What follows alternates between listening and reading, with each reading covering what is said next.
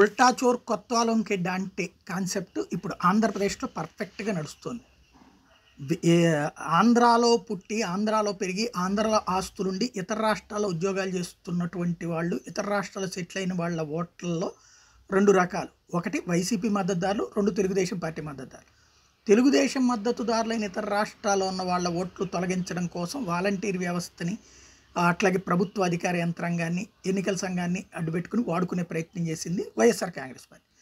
అదే సందర్భంలో తాజాగా ఏదైతే మై పార్టీ డాష్ బోర్డు లాంటి వాటితో తెలుగుదేశం పార్టీ అదే పని ఇప్పుడు తను చేస్తోంది.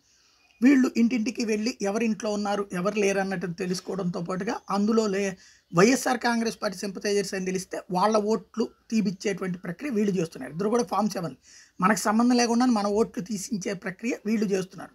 తెలుగుదేశం సింపథైజర్స్ ఓట్లు వైసీపీ తీస్తుంటుంది, వైసీపీ సింపథైజర్స్ ఓట్లు తెలుగుదేశం తీపిస్తుంటుంది. ఈ ప్రయత్నాలని ఎవరికాళ్ళు ఎదురోళ్ళ తప్పని మాత్రమే ప్రొజెక్ట్ చేస్తుంటారు.